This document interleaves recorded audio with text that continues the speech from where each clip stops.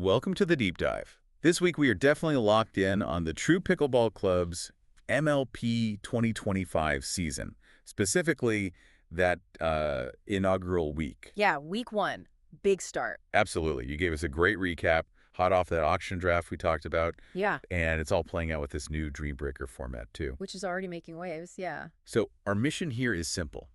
Cut through the noise, figure out the key takeaways, the big surprises from these opening matches. Sounds good. It was definitely a thrilling start. Analyzing these early games, it gives us a, crucial first look at how these teams are clicking. What strategies are maybe already emerging? Exactly. So yeah, let's get into it. Okay, but before we jump into the actual team matchups, Yeah. let's quickly touch on that Dream Breaker format again.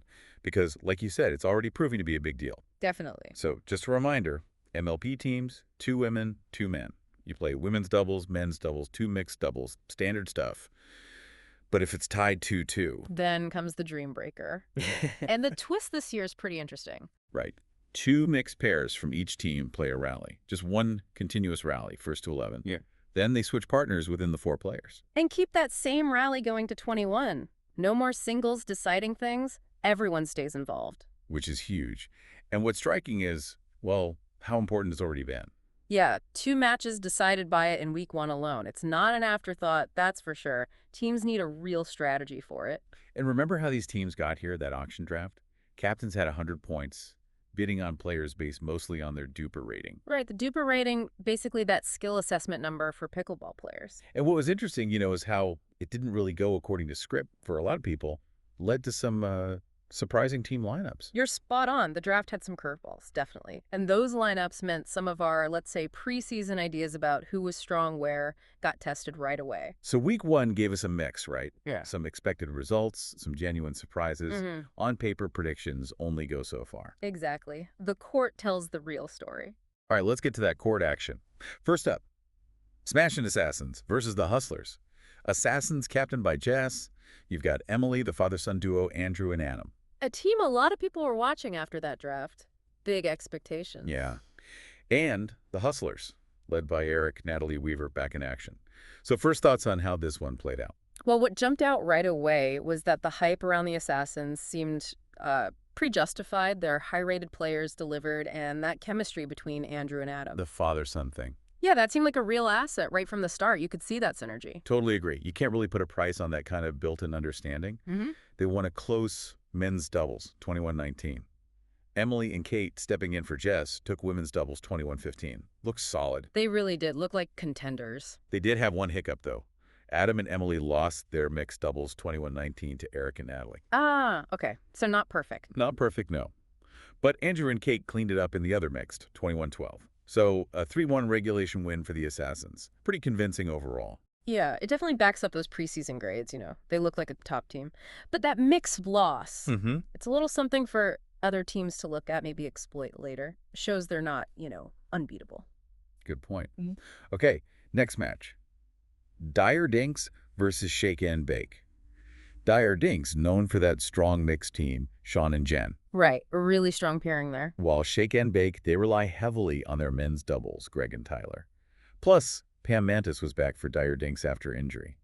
Lots going on here. Yeah, Pam's return was a big question mark. How would she play? And her pairing with Jen in women's doubles was tested immediately. And how'd they do? They pulled it out super close, 21-20 against Sam and Allie.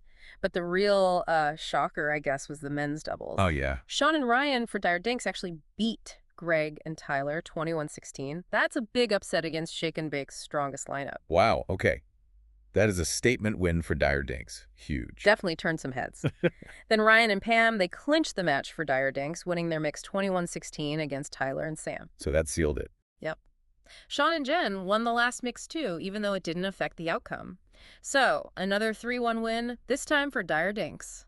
Their mixed game is obviously still top-notch, but that men's win, that makes you wonder, right? Could Dire Dinks be a dark horse? It suggests they might have more depth than maybe we first thought. I mean, if their men can pull off wins like that consistently, watch out. Yeah, it raises questions about, team balance. Maybe Shake and Bake is a bit too reliant on that one pair. Could be. Dire Dinks showed a more rounded attack in this one, at least. Okay, Court 3, Net Ninjas versus Purple Pickles. Adam leading the Ninjas, Marina Metzel captaining the Pickles, and EJ Hakula was back for them too. Right, EJ back in the mix, and this one went right down to the wire. Tell me about it. Well, Net Ninjas started strong. Alex and Ginger won women's doubles 21-16. Adam and Jim took the men's 21-14. Looked comfortable early on. How did EJ look, by the way, Yeah. after time off? He still looked pretty formidable, honestly, showed flashes. Okay, but then the Pickles fought back hard and mixed, right? Oh, yeah. Marina and EJ just dominated Jim and Ginger 21-9. That was the biggest blowout game of the whole week. Wow, 21-9. Okay, then Adam and Alex, the youngest player in the league, Alex X, they won their mixed 21-18 against Frank and Stacy, which meant 2-2 tie. Our first dream breaker. exactly. And here's where that new format just immediately brought the drama. Remember, rally to 11, switch partners, continue to 21. So who took it? The Net Ninjas, they managed to edge it out, 21-18 in the Dream Breaker. Super tight, crucial win for them. Thrilling stuff. Okay, last match of round 1, court 4. Paddle Beasts versus ATP. Caleb Benner, Mark Neen for the Beasts. Mike McGovern captaining ATP. Another nail-biter. Another fantastic match, yeah. Went the distance again. Paddle Beasts actually started strong here. Okay. Kayla and Jen M won women's doubles 21-17. Mark and Kevin won a really close men's doubles 21-20, so they were up 2-0. Looked like they might cruise. You'd think so. No. But ATP showed some serious fight. Mike McGovern and Patty battled back, won their mixed 21-20, super close. And then Oaken and Angelina took the other mixed 21-15 to force another dream breaker. Incredible. Talk about a comeback. So, second dream breaker of the week. How did this one end? ATP pulled it off. Captain Mike McGovern really stepped up, showing leadership. He teamed with Oaken and Patty first, then himself and Angelina, and they took the Dream Breaker 21-15. Amazing comeback win for ATP. So 2 dream breakers right away in week 1. This format is definitely adding excitement. It really is, and it highlights how important mixed doubles depth is and that strategic flexibility. You need multiple good pairs ready for that pressure cooker. For sure. Now, we also got a peek at round 2 action.